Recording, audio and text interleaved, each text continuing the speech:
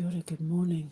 Um, I was fast asleep and I got woken up a couple of hours ago, just after midnight, I think it was, like 2 minutes past midnight. So I'm sitting here having a coffee. Oh, so much is going on. So much is going on in the world, but it's all good, don't worry. But I just put some food out for the foxes and hedgehog, and I'm listening to some Jamiroquai. Been swapping music with my son, and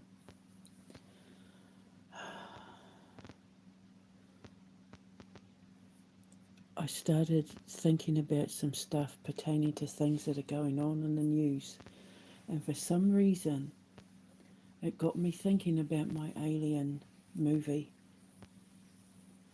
So because I know how this works, I'm being given the order with which to do things when I get to America.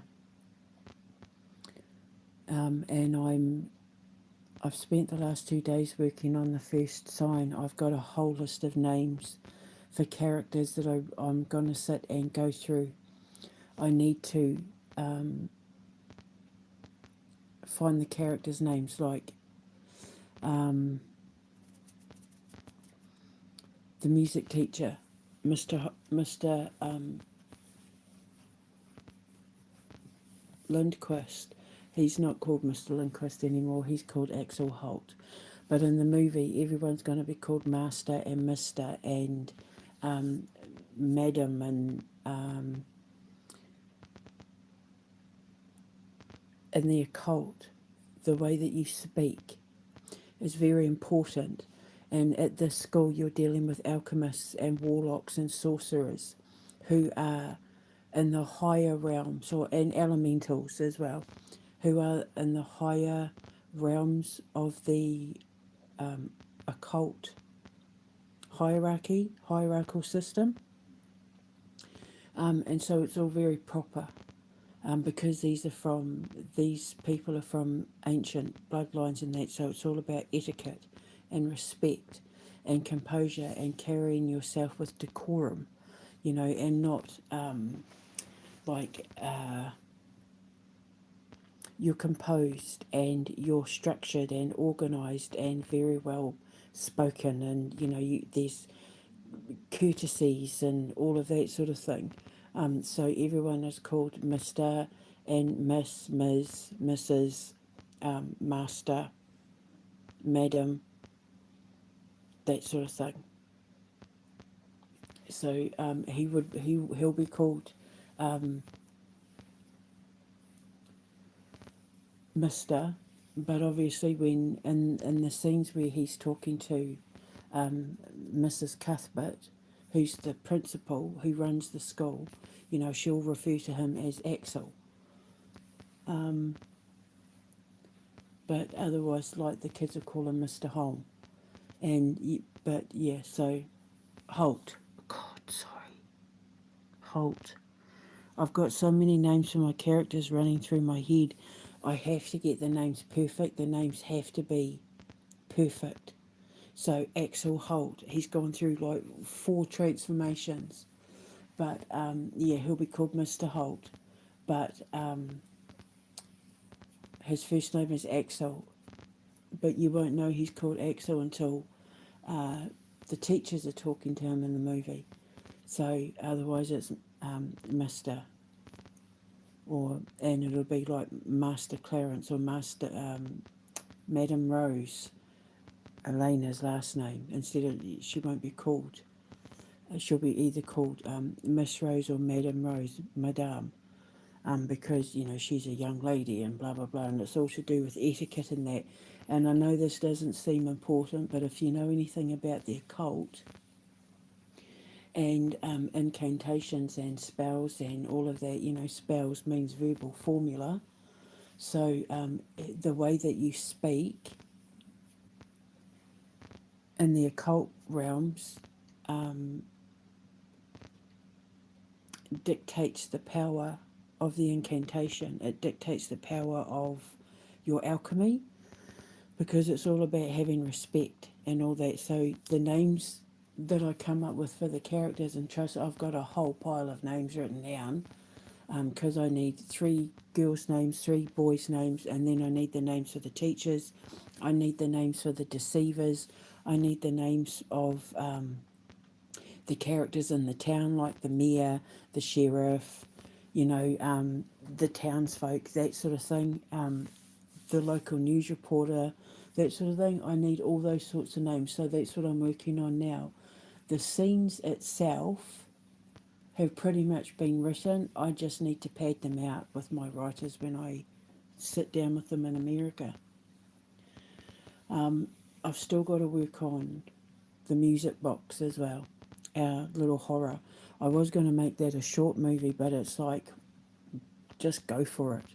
It's like, I'm not going to do anything by halves anymore, and I think that's what Amber was trying to tell me in my dream. Don't, don't, don't dream small, dream big. Don't, other than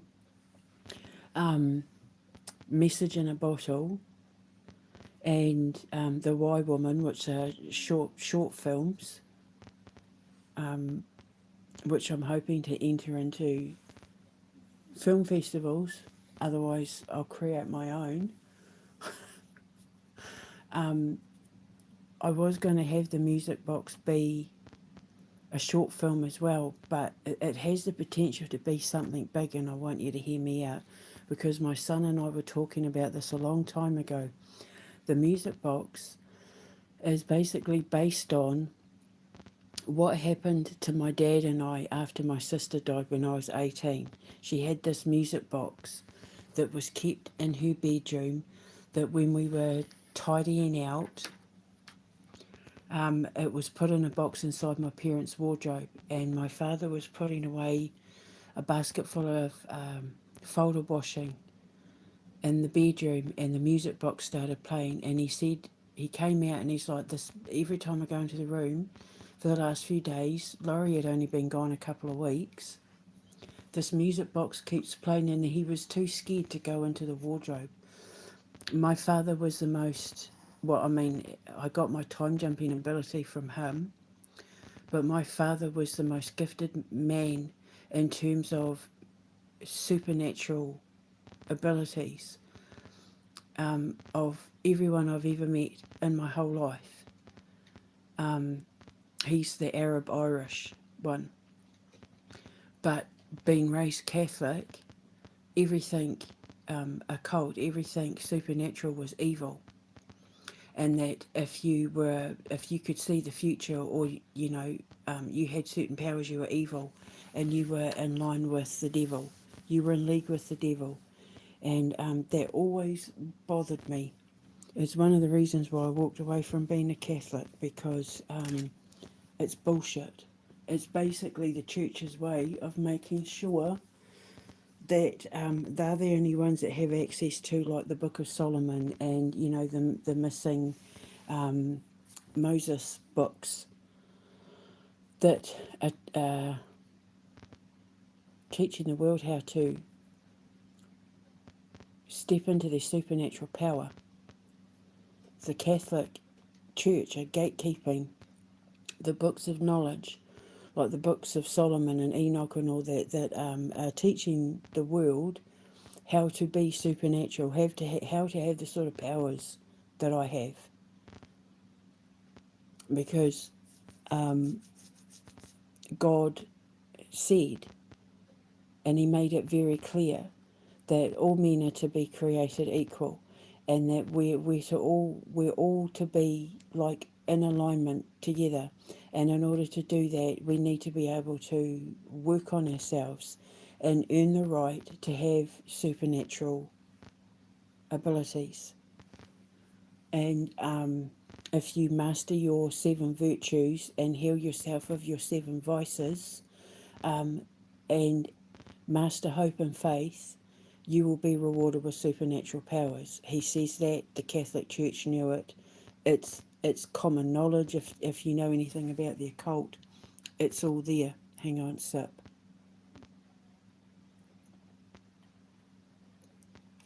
And I've proven it. As a scientist, I don't put my name to anything I can't prove.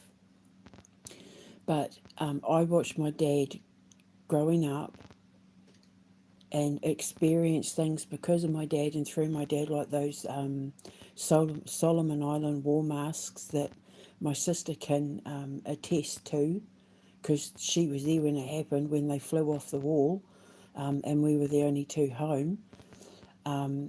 Things happened in my life from a very young age that I needed to understand. I needed to figure out why it was happening, because I was seeing my dad experience things and be able to do things that made no sense other than, you know, thinking it was paranormal, but it didn't sit right between what I was told the paranormal was and what the church was saying was a sin and bad and evil and yucky. And but you know, they also told us that Satan was evil and the bad guy, and you know, you're in league with him if you have these abilities.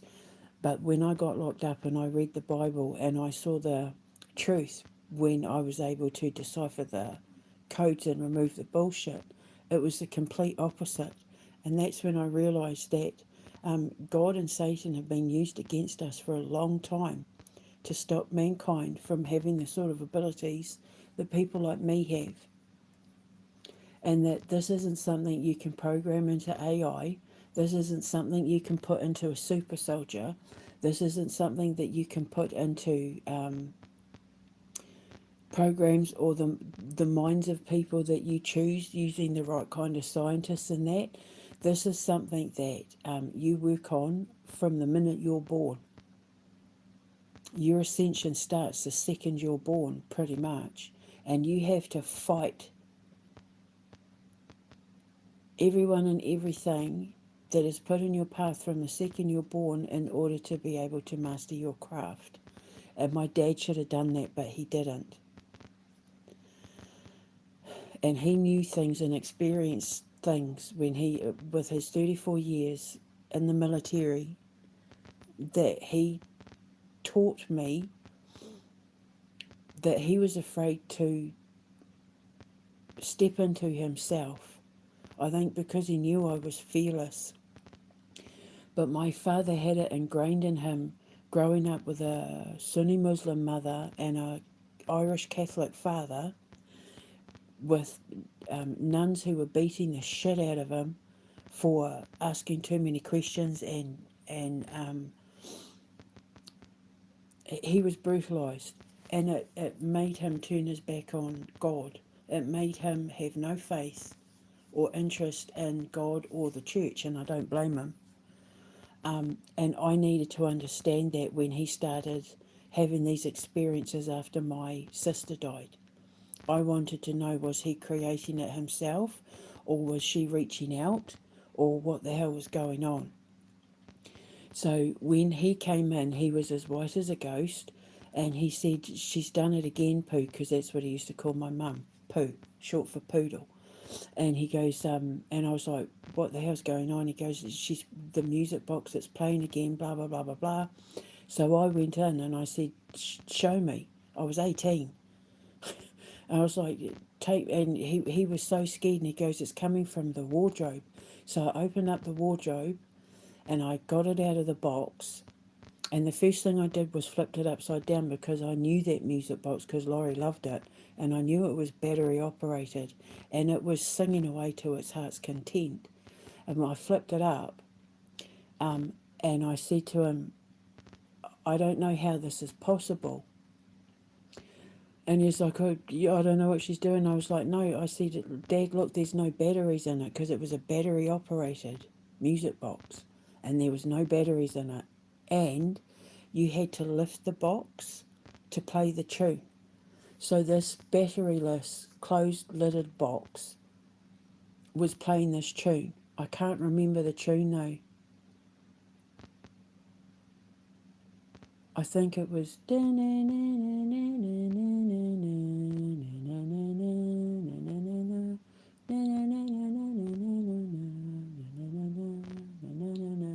That one, I think, but don't quote me on it. I did a video last year, I think it was, talking about the music box and my life growing up with Dad and the experience that he had at Whakarewarewa, with the when he walked into that Māori battle, and my mum had to talk him out of it. And I was telling my sister about it, and she said, "Yeah, I remember that." She said, "I remember when that happened." So I decided to turn that into. I was telling my son about it, and I said I want to turn it into a movie. And he goes, "Have you considered maybe turning it into a horror?"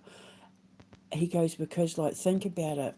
And then he was kind of giving me this brief synopsis on how it could play out as a horror movie. And I thought, oh my God, that's brilliant. That's genius. Because my eldest son is kind of like my writing partner. And, well, not kind of, he was my writing partner. And so I thought, right, let's do it. Because then the thing is, he goes, well, you know, the haunted house, our first haunted house is going to be animatronics themed, like paying homage to Five Nights at Freddy's, because he said to me, "You have to promise me that our first Halloween experience, when we do our haunted house and all of that, is animatronics themed." And I said, "Yep, you know, for him, I'll do it for him." And this goes back a long time because, as I said the other day, he even had roles for my husband Martin. So we'd been talking about this since before 2019. So I promised him, and I'm a woman of my word.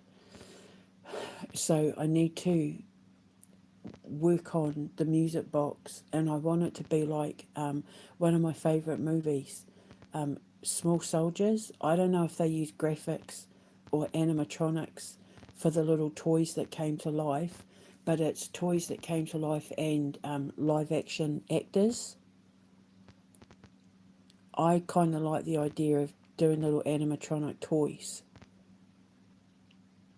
It gives something for the engineering department to do, because they're going to be tinkering on a lot of things, especially in regards to making my TV show The Mechanicals. So,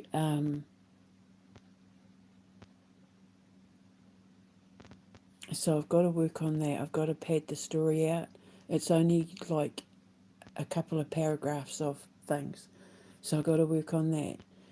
But then, like I said, I started thinking about my Alien movie, and I've been having dreams that I'm not going to go into because I don't want anything stolen. But when my son came to stay a couple of weeks ago, and when he comes back the week after next, I need to sit down with him because I've got to figure out what I want my aliens to look like. But I've been playing Halo with him, so I've been getting an idea of what I want it to look like when I make it into a movie. Because what I've decided is that the aliens that do the invasion, the movie is going to be called Warhawks, or The Warhawks, but it's just Warhawks for now.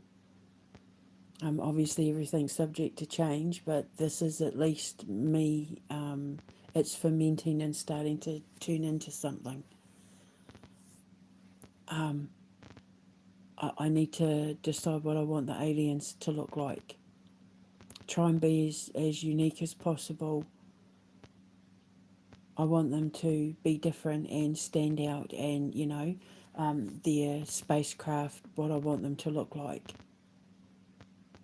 And then what I'm going to do is I'm going to make them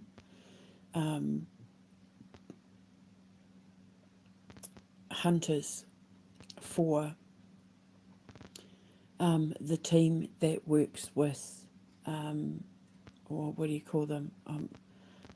The Confederation, for the conception of Heracles, for Heracles, who is like our version of Darth Vader in the Quantum Menace 3, the conception of Heracles. So in the Quantum Menace 3, which is our version of Star Wars, because obviously him and Asti and that step into a time machine. through like a portal, time portal, to go back in time to undo the conception of Heracles, the birth of Heracles, and what he became, which goes all the way back to the scientist who is Meltdown.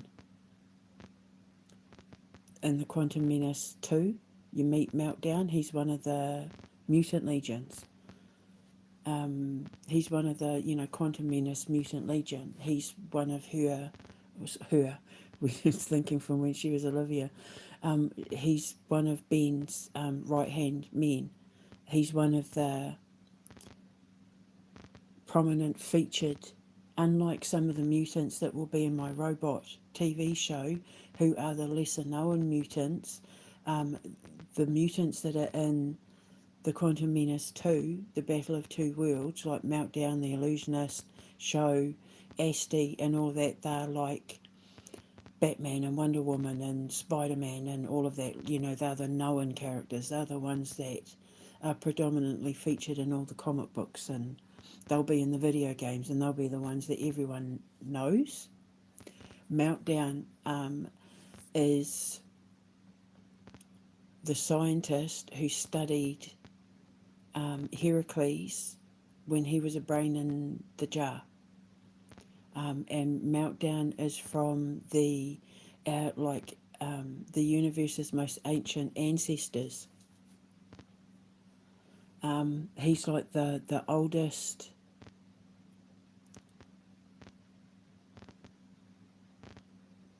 element in the universe, which is why he's able to, he's immortal. And we were just discussing what we wanted him to look like in the movie and the comic book and all that, because I was saying to my son, I don't want my superheroes to wear costumes and capes. I don't want them to be, I want them to just wear like normal clothes, because they're, even X-Men and that, they wore like costumes and all that, but I want my superheroes to be incognito. They have to do everything undercover because they've been hunted by the Pentagon, they've been hunted by the military, they've been hunted by the government, and because they're anti-heroes, and living in Brooklyn as well, they have to be as incognito as possible. So when they do things like in my TV show, Draco TC and the Wolfman, which is like our version of Miami Vice. Hang on, sip. They're undercover cops for the Ministry of Soul, and when they go in, they do their thing and then they slip out again, without any publicity or recognition, or they have to slip in, do the undercover stuff, and then bring the cops in and then slip out, so that they're not, so that people don't know who they're working for. We slip in and out. The Quantum Menace Mutant Legion and anyone who works for the Ministry of Souls, we're ghosts, we're spooks. We come in, we do what we have to do, and then we leave. We leave no trace, and then people are left scratching their heads like, what the hell was that? What the hell just happened? That's a spook. We come in like ghosts because we work for the heavens and hells. So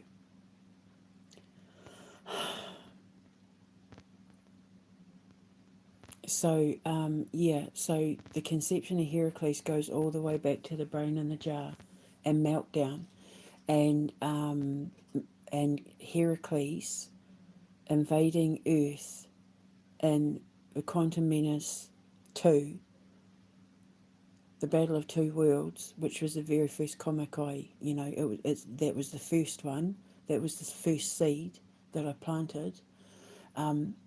He comes back to Earth to target the Quantum Menace and Meltdown. He's after Meltdown. He has a problem with Meltdown.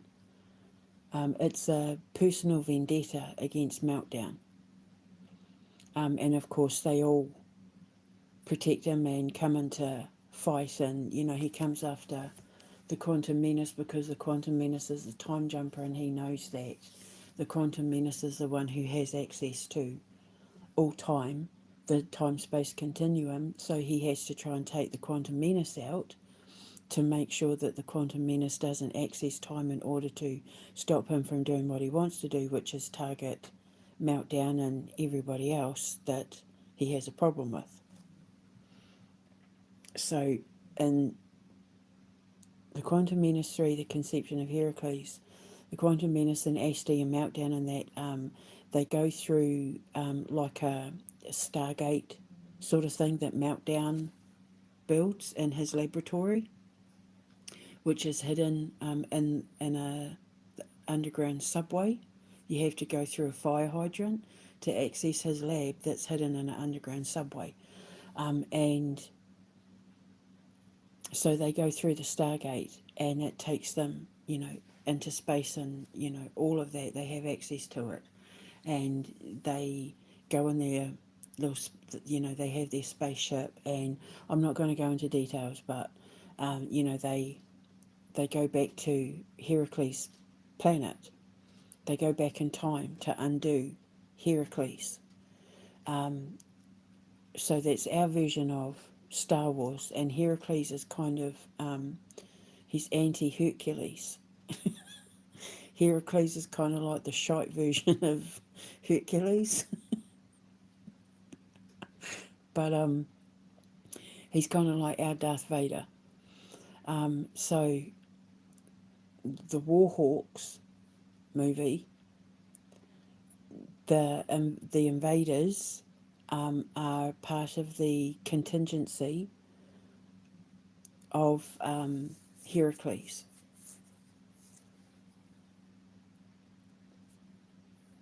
So I need to decide what I want them to look like.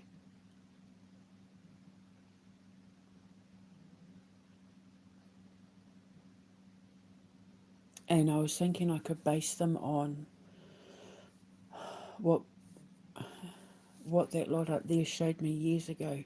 The bad ones, the ones they said were the bad ones. The only bad ones out there, which is why people keep thinking that, you know, how they talk about the lizards, because they look like geckos. And their colour denotes their rank. So I could kind of make them look like that. The blood drinkers, and you know how the Illuminati and all that go on about the lizards, which it's not true. It's all symbolic. You know, you know, in your eye, in the corner of your eye, closest to the bridge of your nose, you've got that little pink blob, right? That's from when we used to be lizards and reptiles, and we had 3 eyelids. Obviously, we evolved once we got on 2 feet and started walking on 2 feet. We didn't need 3 eyelids anymore, because the 3rd eyelid kept the sand in there out, kept the dirt and sand in there out of our eyes, because we were low to the ground. But when we started walking upright, we didn't need it. So over time, we evolved with only needing 2 eyelids, right? Top and bottom eyelid, and eyelashes and that. But they think that they were aliens because of that. That's where they get the whole, you know, lizard people from, because it's going back to when we had 3 eyelids at a time when, you know, the Illuminati are a few thousand years old, but they're not very smart. Just like how they thought Egyptians were aliens with the big giant heads. And so all the aliens have the big giant heads, but it's going back to, there's a lot of African nations. I think even Chinese people in Asia did it as well. But Egypt and that too, they would bind their heads and bind their babies' heads to elongate their craniums, their skulls, because they believed that if they had bigger heads, their brains would be bigger and they'd be smarter. And then brains would work like antenna, because Egyptians understood that there were things in the brain that was enabling us to have clear communication with atom, with the conscious universe. And then, of course, as civilization grew and expanded, taking our beliefs with us when we traversed the planet, it got watered down and whittled down to really convoluted misunderstandings of my ancestors. And I was saying yesterday, my Arabic and Persian ancestors, I think, because I'm in the ethers at the moment, the cycle that I'm on through my ascension, I'm in the ethers where, your bloodline and your ancestry and your ancestors and your deceased loved ones and that's it. The sixth element, that's where I am at the moment. And they've been teaching me about who I am and where I came from and what my ancestors brought to the world in terms of the occult, like ghouls and jinn and pre-Islamic pre-Islamic understandings of gods and deities and all of that, because we had multiple gods, not just one, and blah blah blah. So I've been learning a lot, and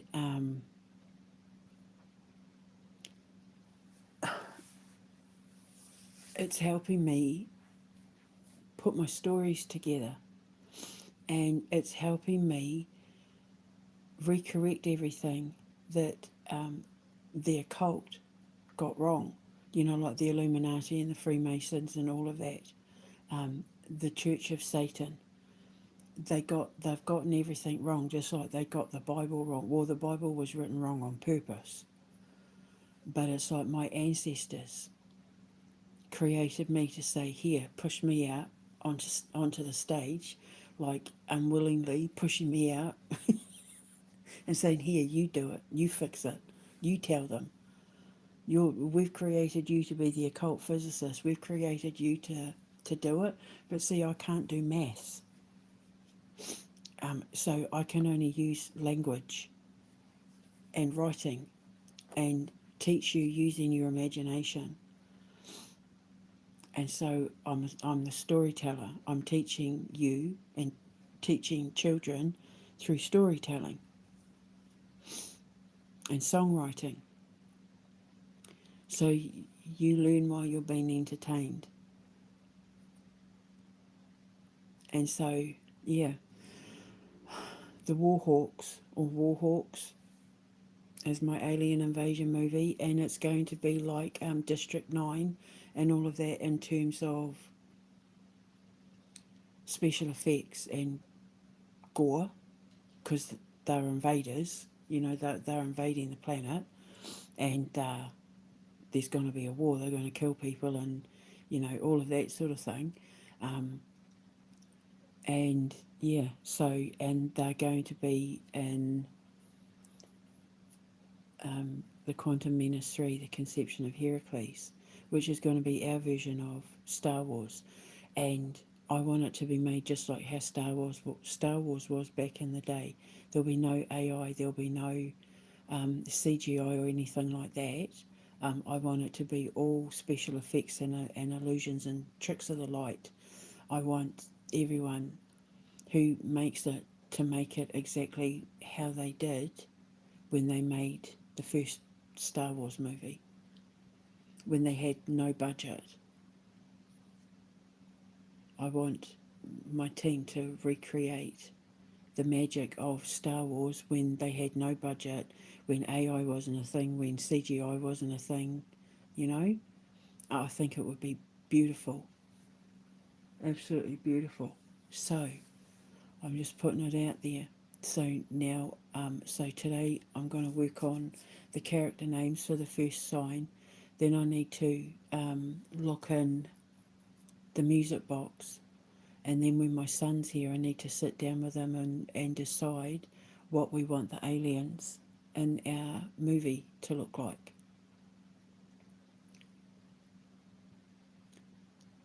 So I'm going to have a whole list of questions that I'm going to write out, and we'll sit down over some food, we'll break some bread, and we'll work on what we want our aliens to look like, what kind of tech they're going to have.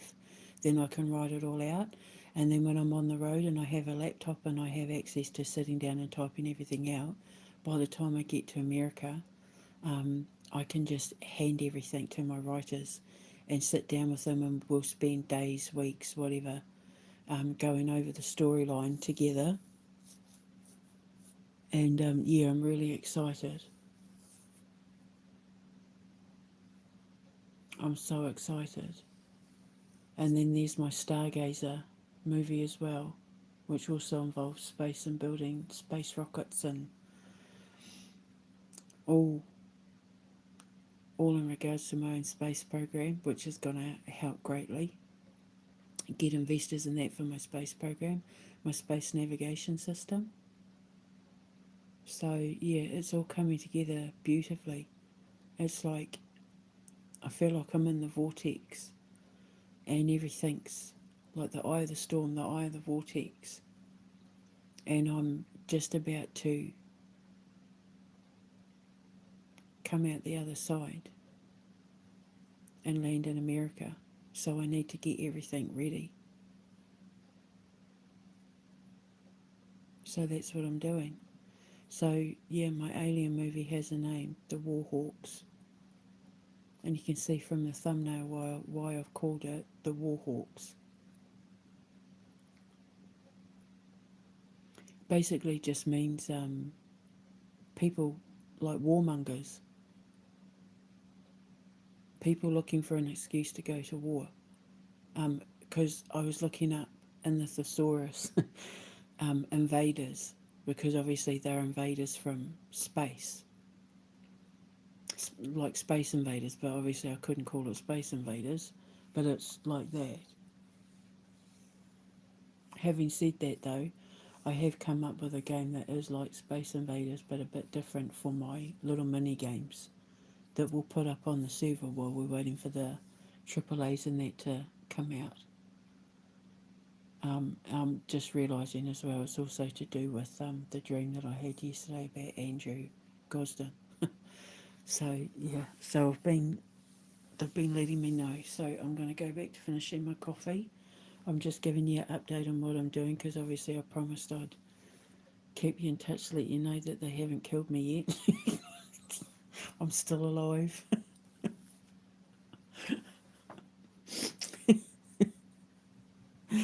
So I'll speak to you later. Have a good evening. Ka kite.